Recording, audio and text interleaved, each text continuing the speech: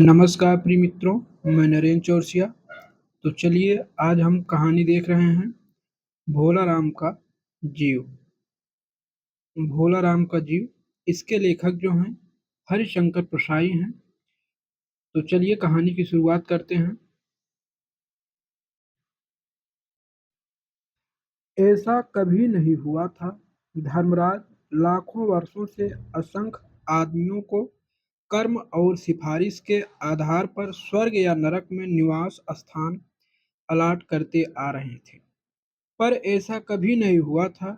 सामने बैठे चित्रगुप्त बार बार चश्मा पोंछ, बार बार थूक से पन्ने पलट रजिस्टर पर रजिस्टर देख रहे थे। गलती पकड़ में नहीं आ रही थी। आखिर उन्होंने खींचकर रजिस्टर इतने जोर से बंद किया कि मक्खी चपेट में आ गई। उसे निकालते हुए वे बोले, महाराज, रिकॉर्ड सब ठीक है। भोला राम के जीव ने 5 दिन पहले देह त्यागी और यमदूत के साथ इस लोक के लिए रवाना भी हुआ, पर यहाँ अभी तक नहीं पहुँचा। तो अब धर्मराज कह रहे हैं। धर्मराज ने पूछा, और वह दूत कहाँ है? महाराज जी, वह लापता है। इस समय द्वार खुले और एक यमदूत बदहवास वहां आया। उसका मौलिक कुरूप चेहरा परिश्रम, परेशानी और भय के कारण और भी विकृत हो गया था। उसे देखते ही चित्रगुप्त चिल्ला उठे, अरे तू कहाँ रहा इतने दिन? भोला राम का जीव कहाँ है? यमदूत हाथ जोड़कर बोला, दया निधान, मैं कैसे बताऊं कि क्या हो गया। आज तक मैंने धोखा नहीं खाया था, पर भोला राम का जीव मुझे चकमा दे गया। 5 दिन पहले जब जीव ने भोला राम का देह त्यागा, तब मैंने उसे पकड़ा और इस लोक की यात्रा आरंभ की। नगर के बाहर जो ही मैं उसे लेकर एक तीव्र वायु तरंग पर सवार हुआ, त्यों ही वह मेरी चंगुल से छूटकर न जाने कहाँ गायब हो गया। इन 5 दिनों में मैंने सारा ब्रह्मांड छान डाला, पर उसका कहीं पता नहीं चला। धर्मराज क्रोध से बोला, मूर्ख, जीवों को लाते लाते बूढ़ा हो गया, फिर भी एक मामूली बूढ़े आदमी के जीवन ने तुझे चकमा दे दिया। दूत ने सिर झुकाकर कहा, महाराज, मेरी सावधानी में बिल्कुल कसर नहीं थी। मेरे इन अभ्यस्त हाथों से अच्छे अच्छे वकील भी नहीं छूट सके, पर इस बार तो कोई इंद्रजाल ही हो गया। चित्रगुप्त ने कहा, महाराज, आजकल पृथ्वी पर इस प्रकार का व्यापार बहुत चला है।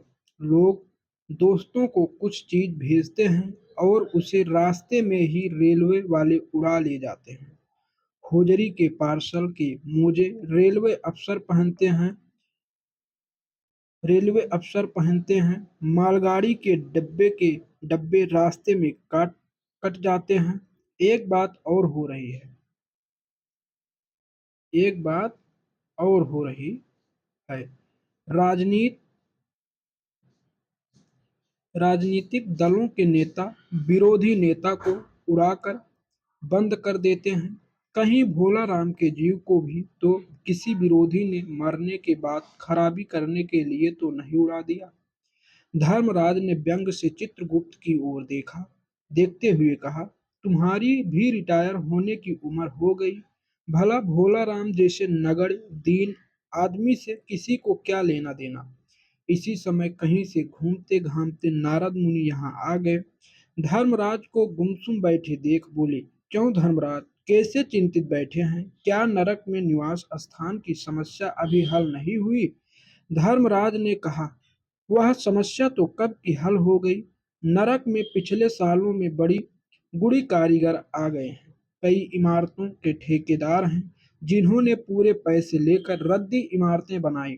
बड़े बड़े इंजीनियर भी आ गए हैं जिन्होंने ठेकेदारों से मिलकर पंचवर्षीय योजनाओं का पैसा खाया। ओवरसीयर हैं जिन्होंने उन मजदूरों की हाजिरी भरकर पैसा हड़पा जो कभी काम पर गए ही नहीं, उन्होंने इन्होंने बहुत जल्दी नरक में कई इमारतें तान दी हैं। वह समस्या तो हल हो गई, पर एक बड़ी विकट उलझन आ गई है। भोला राम नाम के एक आदमी की 5 दिन पहले मृत्यु हुई। उसके जीव को यह दूत यहाँ ले यह दूत यहाँ ला रहा था कि जीव इसे रास्ते में चकमा देकर भाग गया। इसने सारा ब्रह्मांड छान डाला, पर वह कहीं नहीं मिला। अगर ऐसा होने लगा तो पापपुरी को भेद मिट जाएगा। नारद ने पूछा, उस पर इनकम टैक्स तो बकाया नहीं था, हो सकता है उन लोगों ने रोक लिया हो। चित्रगुप्त ने कहा, इनकम होती तो टैक्स होता, भूखमरा था। नारद बोले, मामला बड़ा दिलचस्प है। अच्छा, मुझे उसका नाम पता दो। बताओ, मैं पृथ्वी पर जाता हूँ। चित्रगुप्त ने रजिस्टर देखकर बताया। भोला राम नाम था उसका। जबलपुर शहर में धमापुर मोहल्ले में नाले के किनारे एक 1.5 कमरे टूटे फूटे मकान में वह परिवार समेत रहता था। उसकी एक स्त्री थी, 2 लड़के और एक लड़की। उम्र लगभग 60 साल। सरकारी नौकर था। 5 साल पहले रिटायर हो गया था। मकान का किराया उसने 1 साल से नहीं दिया था, इसलिए मकान मालिक उसे निकालना चाहता था। इतने में भोला राम ने संसार ही छोड़ दिया। आज 5वां दिन है। बहुत संभव है कि अगर मकान मालिक वास्तविक मकान मालिक है तो उसने भोला राम के मरते ही उसके परिवार को निकाल दिया होगा। इसलिए आपको परिवार की तलाश में काफी घूमना पड़ेगा। माँ बेटी से सम्मिलित क्रंदन से ही नारद भोला राम का मकान पहचान गए। द्वार पर जाकर उन्होंने आवाज लगाई, नारायण नारायण। लड़की ने देखकर कहा, आगे जाओ महाराज। नारद ने कहा, मुझे भिक्षा नहीं चाहिए, मुझे भोला राम के बारे में कुछ पूछताछ करनी है। अपनी माँ को जरा बाहर भेजो। बेटी, भोला राम की पत्नी बाहर आई। नारद ने कहा, माता, भोला राम को क्या बीमारी थी? क्या बताऊं, गरीबी की बीमारी थी। 5 साल हो गए पेंशन पर बैठे, पर पेंशन अभी तक नहीं मिली। हर 10-15 दिन में एक दरख्वास्त देते थे, पर वहां से या तो जवाब आता ही नहीं था, और आता तो यही कि तुम्हारी पेंशन के मामले में विचार हो रहा है। इन 5 सालों में सब गहने बेचकर हम लोग खा गए, फिर बर्तन बिके, अब कुछ नहीं बचा। चिंता में घुलते-घुलते और भूखे मरते-मरते उन्होंने दम तोड़ दी। नारद ने कहा, क्या करोगी माँ? उनकी इतनी ही उम्र थी। ऐसा तो मत कहो महाराज, उम्र तो बहुत थी। 50-60 रुपया महीना पेंशन मिलती तो कुछ और काम कहीं करके गुजारा हो जाता। पर क्या करें, 5 साल नौकरी से बैठे हो गए और अभी तक एक कौड़ी नहीं मिली। दुख की कथा सुनने की फुर्सत नारद को थी नहीं। वे अपने मुद्दे पर आए। माँ, यह तो बताओ कि यहाँ किसी से उनका विशेष प्रेम था, जिसमें उनका जी लगा हो? पत्नी बोली, लगाव तो महाराज बाल बच्चों से ही होता है, नहीं परिवार के बाहर भी हो सकता है। मेरा मतलब है किसी स्त्री ने गुर्रा कर नारद की ओर देखा, बोली, अब कुछ मत बको महाराज, तुम साधु हो, उचक्के नहीं हो। जिंदगी भर उन्होंने दूसरी स्त्री की ओर आंख उठाकर नहीं देखा। नारद हंसकर बोले, हाँ, तुम्हारा यह सोचना ठीक ही है। यही हर अच्छी गृहस्थी का आधार है। अच्छा माता, मैं चला। स्त्री ने कहा, महाराज, आप तो साधु हैं, सिद्ध पुरुष हैं, कुछ ऐसा नहीं कर सकते कि उनकी रुकी हुई पेंशन मिल जाए, इन बच्चों का पेट कुछ दिन भर जाए। नारद को दया आ गई थी।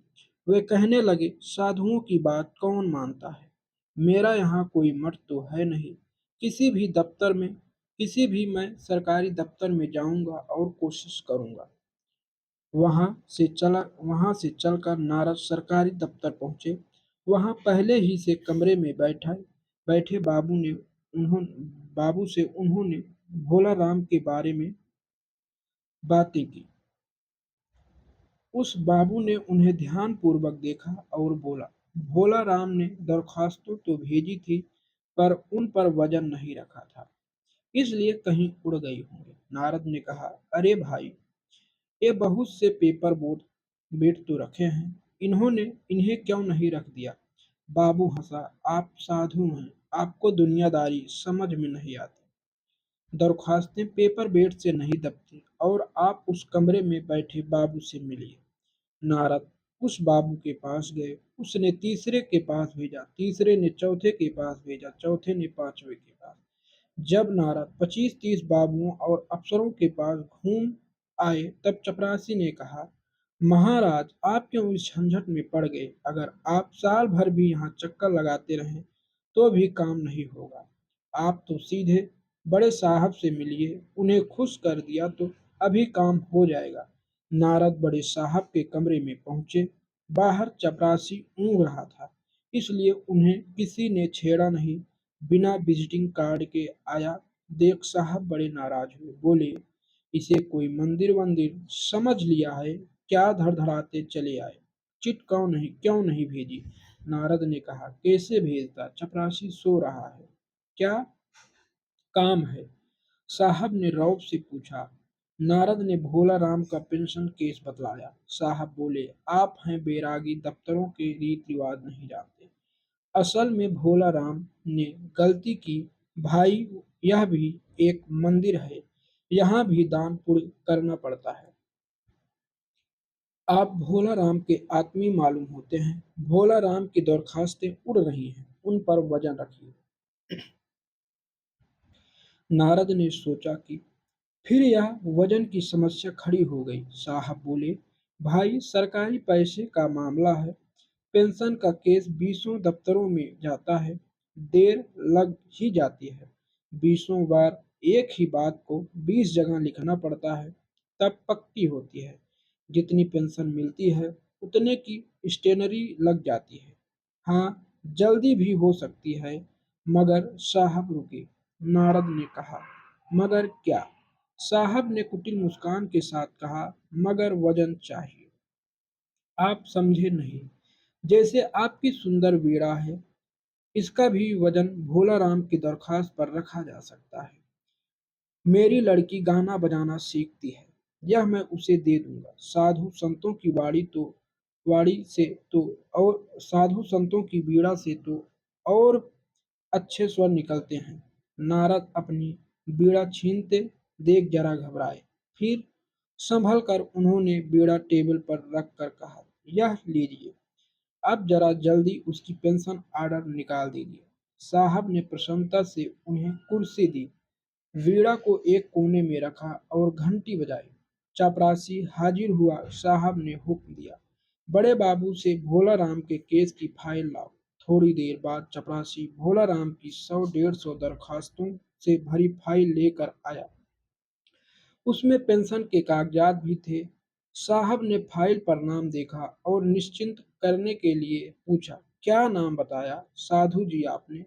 नारद समझे कि साहब कुछ ऊंचा सुनता है, इसलिए जोर से बोले, भोला राम। सहसा फाइल से आवाज आई, कौन पुकार रहा है? मुझे, पोस्टमैन है। क्या पेंशन का ऑर्डर आ गया? नारद चौंके और दूसरे ही क्षण बात समझ गए।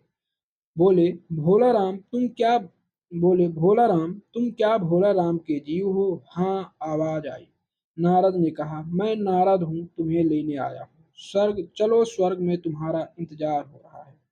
आवाज आई, मुझे नहीं जाना, मैं तो पेंशन की दरखास्तों पर अटका हूँ, यही मेरा मन लगा है। मैं अपनी दरखास्तें नहीं छोड़कर नहीं जा सकता। तो भोला राम का जीव कहानी समाप्त हुई। तो हम कल अपनी एक नई कहानी के साथ मिलते हैं।